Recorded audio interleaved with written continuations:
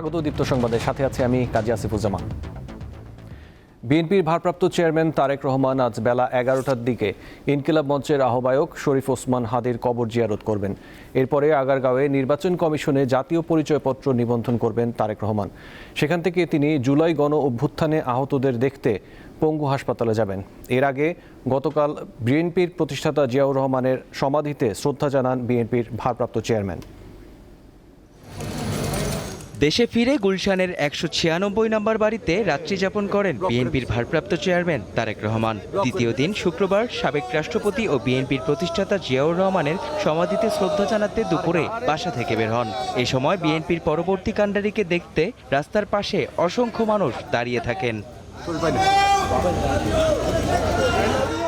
তারেক রহমান বিজয় সরণি সিগন্যালে পৌঁছার আগেই পুরো এলাকা লোকে লোকারণ্য। তাকে দেখতে ও স্বাগত জানাতে নেতাকর্মীদের যেন উচ্ছ্বাসের শেষ নেই। তারেক রহমান বাংলাদেশকে একটি নতুন প্ল্যান নিয়ে এসেছে। এই প্ল্যান বাস্তবায়ন করবে ইনশাল্লাহ। নেতাকর্মীদের মাঝে উৎফুল্লতা কাজ করছে এবং স্বাধীনতার ঘোষক শহীদ রাষ্ট্রপতি জিয়াউর রহমানের আজকে কবর জিয়ারতের মাধ্যমে ইনশাল্লাহ বাংলাদেশকে তার বাবার দিক নির্দেশনা অনুযায়ী তার বাবার আদর্শে বাংলাদেশকে এগিয়ে নিয়ে যাবে। এতদিন আপনারা দেখেছেন তারেক রহমান সাহেবকে নিয়ে যে প্রোপাগান্ডা ছড়ানো হয়েছে, বিভিন্ন দল রাজনীতি করার করেছেন। তারেক রহমান সাহেব কালকের বক্তব্যের মাধ্যমে এই জাতিকে ক্লিয়ার করে দিয়েছেন তারেক রহমান শান্তি চায়, শান্তির রাজনীতি চায়, সমৃদ্ধ বাংলাদেশ চায়, সবাইকে নিয়ে রাজনীতিটা করতে চায়। সকাল থেকে ঢাকার শেরেবাংলা নগরের জিয়া উদ্যান ও আশেপাশের এলাকায় বিএনপি ও অঙ্গ সংগঠনের নেতাকর্মীরা জড়ো হতে থাকেন। কারো হাতে দলীয় পতাকা, কেউ ব্যানার, কেউ বা পোস্টার নিয়ে উপস্থিত হন। শুধু বিএনপির নেতাকর্মী নয়, বাংলাদেশের 20 কোটি মানুষ আজকে আনন্দে উদ্বেলিত। আমরা 17 বছর একটি নির্যাতনের মধ্য দিয়ে ছিলাম। মানুষ একটি এখান থেকে উত্তরণ হয়ে নতুন কিছু বাংলাদেশে আশা করে। উনি যে জিয়াউর রহমানের প্রতিচ্ছবি বাংলাদেশে, সেটা কিন্তু আমরা অনেক আগেই জেনেছি। কারণ যারা আমরা দল করি, যারা আমরা তার সঙ্গে কথা বলেছি, যারা আমরা দেখেছি তাকে তার সঙ্গে দেখেছি, তখন তারা আমরা সবাই জানি যে ওনার দেশপ্রেম ঠিক জিয়াউর রহমান এবং বেগম খালেদা জিয়ারই আরেকটা প্রতিচ্ছবি আমরা পেয়েছি। বিএনপির ভারপ্রাপ্ত চেয়ারম্যান তারেক রহমান দেশে ফেরায় আগামী নির্বাচন নিয়ে বেশ আশাবাদী দলটির নেতাকর্মীরা। সুদৃঢ় অবস্থান নেওয়ার জন্য, একটি সুখী সমৃদ্ধ বাংলাদেশ নির্মাণ করার জন্য তিনি একটা পরিকল্পনা নিয়ে এসেছেন। সেই পরিকল্পনা তিনি ইনশাআল্লাহ জনগণের স্বতঃস্ফূর্ত সমর্থন নিয়ে তিনি বাস্তবায়িত করবেন। বিকেল 4:42 জিয়াউর রহমানের সমাধিতে ফুল দিয়ে শ্রদ্ধা জানান তারেক রহমান। এই সময় তিনি কতক্ষণ নীরবে দাঁড়িয়ে থাকেন।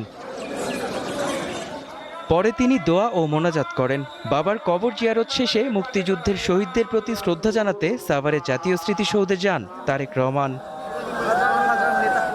মেহেদী হাসান, দীপ্ত সংবাদ, ঢাকা।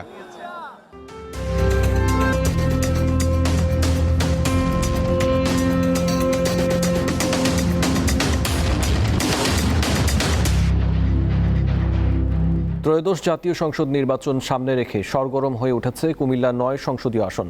বিএনপি ও জামাতের নেতাকর্মীরা গণসংযোগ ও সভা সমাবেশ করে ব্যস্ত সময় পার করছেন।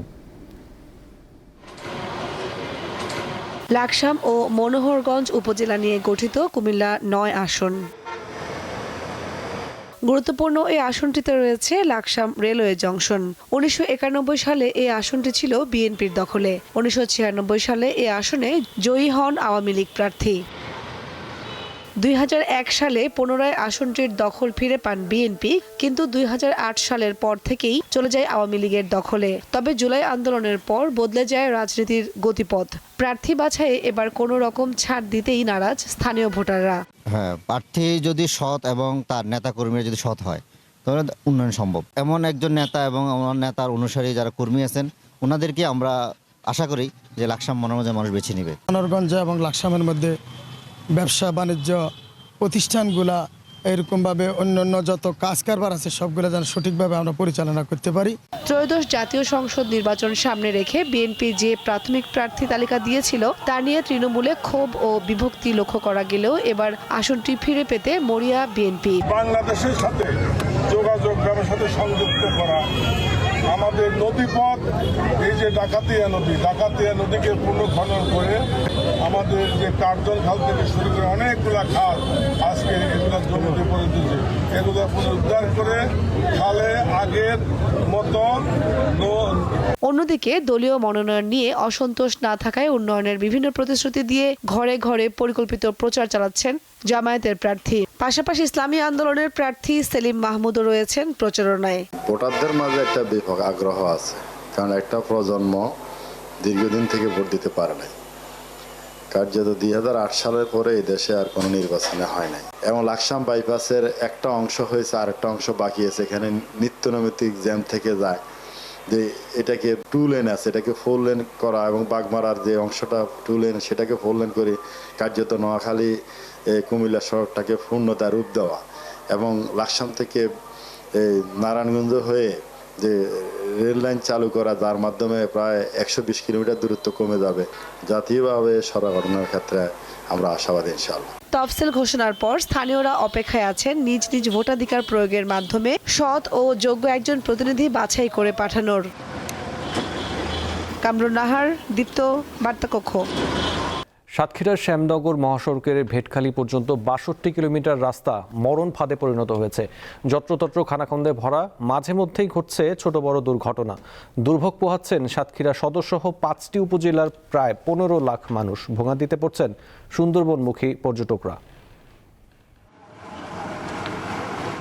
1998 সালের পর থেকে সংস্কার না করা এবং গত 2 বছর বেশ কয়েকবার টানা ভারী বর্ষণের কারণে সাতক্ষীরা শ্যামনগর মহাসড়কের ভেটখালি পর্যন্ত 62 কিলোমিটার চলাচলের অনেকটাই অনুপযোগী হয়ে পড়েছে।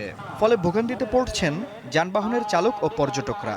রাস্তা আমাদের চলতে রাস্তা খারাপ হওয়ার কারণে টায়ার থাকতেছে না, গাড়ি খেয়ে যাচ্ছে।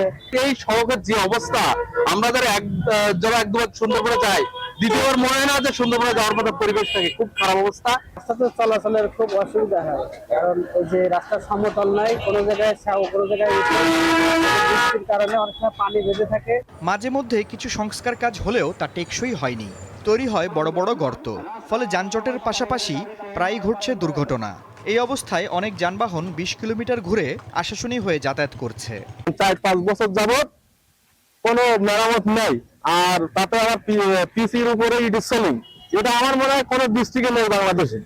গাড়ি রাস্তার নিচে পড়ে যাওয়া সবসময় হইতে আছে, সবসময় অ্যাক্সিডেন্ট। যে রাস্তা, এটা মানে গাড়ি চলার রাস্তা পরিবেশ না। সড়ক ও জনপথ বিভাগের কর্মকর্তারা জানান, 2019 সালে রাস্তাটি স্থায়ীভাবে সংস্কারের উদ্যোগ নেওয়া হয়। আশা করি আমরা আগামী 2026 সালের মধ্যে কাজটা শেষ করে ফেলতে পারবো। আর কাজের সময় ইন দ্য মিন টাইম আসলে রাস্তা কিছুটা খারাপ হয়ে যাচ্ছে, তো মানুষের জনভোগান্তি হচ্ছে, তার জন্য আমরাও দুঃখিত। আমরা সর্বোচ্চ চেষ্টা করছি যে যাতে যতটুকু আমাদের মেরামত করে রাখা সম্ভব হয় আমরা সেটা চেষ্টা করবো আর কি। স্থানীয়রা বলছেন, সাতক্ষীরা শ্যামনগর মহাসড়কের ভেটখালি পর্যন্ত মেরামত হলে সুন্দরবনমুখী পর্যটকরা নির্বিঘ্নে যাতায়াত করতে পারবে।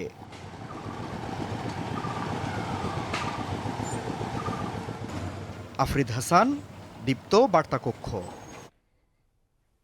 জুলাই যোদ্ধা ওসমান হাদির হত্যাকাণ্ডে জড়িতদের বিচারের দাবিতে রাজধানীর শাহবাগ অবরোধ করে রেখেছে ইনকিলাব মঞ্চ। এতে ইনকিলাব মঞ্চের নেতাকর্মীদের পাশাপাশি বিভিন্ন শ্রেণী পেশার মানুষও যোগ দিয়েছেন।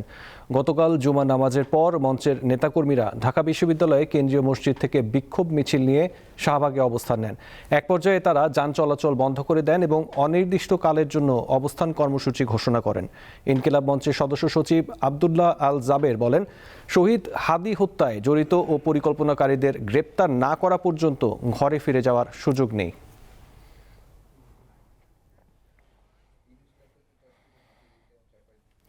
দর্শক, এই মুহূর্তে শাহবাগে আছেন সহকর্মী নূর আলম, সরাসরি যুক্ত হচ্ছেন তিনি। নূর, শাহবাগ মোড়ে ইনকিলাব মঞ্চের সদস্যদের উপস্থিতি কেমন দেখছেন, তারা কি বলছেন, সার্বিক পরিস্থিতি আমাদের জানান।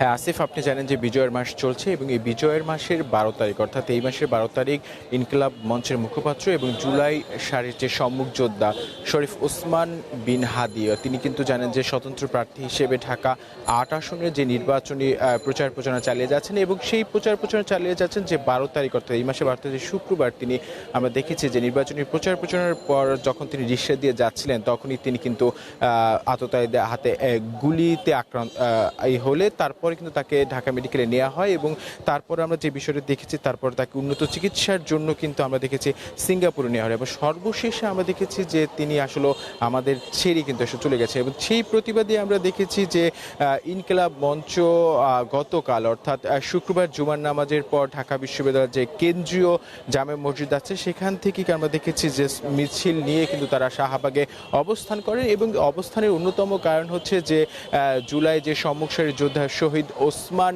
বিন হাদি তার মৃত্যু দাবি হত্যাকাণ্ডের সাথে জড়িত যারা এই হত্যাকাণ্ডের সাথে জড়িত তাদেরকে দ্রুত গ্রেফতার সহ বিচারের আওতায় আনার জন্য যেই সেই কিন্তু অবস্থান নিয়েছিল শাহবাগের যে মোড়টি সেখান থেকে অবস্থান একটু সরিয়ে তারা আজকে এখন যে আপনি কাঁটাবনের যে রাস্তাটা রয়েছে বাটা সিগন্যাল সেই দিকে কিন্তু একটু অগ্রসর হচ্ছে তার অন্যতম কারণ হচ্ছে আপনি জানেন যে জাতীয়তাবাদী দল বিএনপির ভারপ্রাপ্ত চেয়ারম্যান জনাব তারেক রহমান তিনি কিন্তু হাদির যে কবরস্থান সেখানে তিনি যাবেন এবং সেখানে তার যে সেখানে জিয়ারত করবেন সেক্ষেত্রে হয়তোবা তারা একটু এগিয়ে আসছে এবং আপনি দেখতে পাচ্ছেন গতকাল রাতেও কিন্তু তারা এখন অবস্থান করছে এখন পর্যন্ত তারা কিন্তু এই জায়গাটিতে দেখতে পাচ্ছেন বিভিন্ন যে হাতে প্লে কার্ড এবং যে ব্যানার ফেস্টুন নিয়ে কিন্তু তারা এখনও কিন্তু এখানে অবস্থান করছেন এবং আপনি দেখতে পাচ্ছেন এখানে সকল শ্রেণী পেশার মানুষ কিন্তু আমরা অবস্থান দেখছি এখানে কিন্তু আপনি দেখতে পাচ্ছেন যে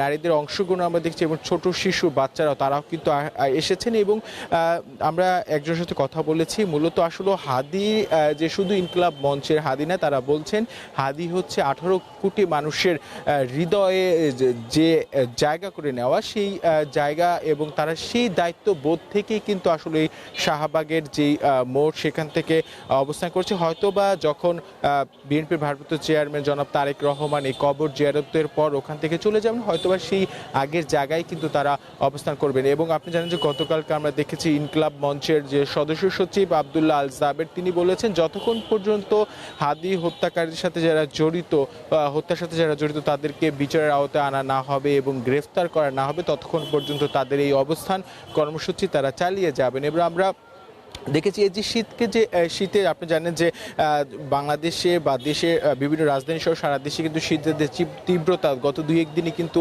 অনেক বেড়েছে এবং সেই শীতের তীব্রতা উপেক্ষা করেও আমরা কিন্তু দেখেছি গতকালকে যখন তারা জুমার নামাজের পর এখানে অবস্থান করে এখানে কিন্তু তারা রাত্রি যাপন করেছে অর্থাৎ এই শীতের তীব্রতা যে একজন হাদির কত তাদের মনে প্রাণে যে একজন হাদির যে কতটুকু ধারণ করেছে এটা থেকে বোঝা যায় এবং তাদের হাতে আমরা দেখেছি যে স্লোগান সেই হাদিরে তারা এখানে আমরা এসেছি তখন বিভিন্ন স্লোগানে কিন্তু তখন তারা জানান দিচ্ছিল আসলে যে বিদ্রোহীদের স্লোগানগুলো হাদি যেগুলো ধারণ করতেন সেই স্লোগানে আমরা দেখেছি ইনসাফ এবং ন্যায়ের জন্য কিন্তু হাদি লড়ে গেছেন এবং সেই একই পথ আবার এখানে আমরা একটা দেখেছি যে আধিপত্যবাদের যে বিরোধী যে আন্দোলনে অগ্রসেনানী ইনসাফের বাংলাদেশ গড়ার যে সম্মুখ সারির যোদ্ধা যে শহীদ ওসমান হাদির যে আজকে আমরা দেখেছি এখানে তারা হয়তোবা এখন পর্যন্ত যারা কেন্দ্রীয় নেতা রয়েছে ইনকিলাব মঞ্চে তারা আসেনি হয়তো কিছুক্ষণ পরে আসবে তবে মানুষের যে অবস্থান সেই অবস্থান কিন্তু এখনো চলমান রয়েছে এবং হয়তোবা দেখেছি এক্ষেত্রে যে নিরাপত্তা ব্যবস্থা যদি একটু বলতে চাই যে নিরাপত্তা ব্যবস্থাও কিন্তু আমরা দেখেছি দুই পাশে যে পুলিশের যে ব্যারিকেড সেই পুলিশের ব্যারিকেডের মধ্যে কিন্তু রাখা হচ্ছে এবং নিরাপত্তা এখানে কোনো আমরা কমতি দেখছি না যেহেতু আমরা দেখছি এখনো কিন্তু বিভিন্ন জায়গা থেকে মানুষ কিন্তু এই যে তাদের যে অবস্থান কর্মসূচি সেই অবস্থান কর্মসূচি একাত্মতাবাদ প্রকাশ করে কিন্তু বিভিন্ন স্থান থেকে মানুষ আসছেন এবং এখানে আমরা যারা গণমাধ্যম কর্মী রয়েছি তারাও কিন্তু আসলে খবর সংগ্রহ করছি তবে যেহেতু আমি যেটা আবারও বলছিলাম যে তাদের যে অবস্থান কর্মসূচি ছিল শাহবাগ মোড়ে সেখান থেকে তারা একটু পিছিয়ে তারা যে আপনার যে বাটা সিগন্যাল এবং যেই লাইনটা রয়েছে সেখানেই কিন্তু আমরা দেখেছি তাদের যেই এই অবস্থান কর্মসূচি সেটা কিন্তু এখনো অব্যাহত রয়েছে আসিফ নূর আপনাকে ধন্যবাদ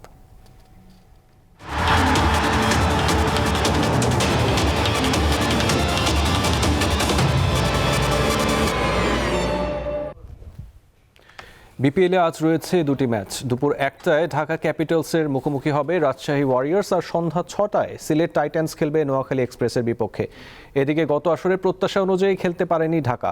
7 দলের মধ্যে ষষ্ঠ হয়ে মৌসুম শেষ করেছিল শাকিব খানের মালিকানাধীন দলটি। ওপেনিংয়ে অ্যালেক্স হেলস ও রহমতুল্লাহ গুরবাজের মতো ব্যাটারকে নিয়েছে ঢাকা।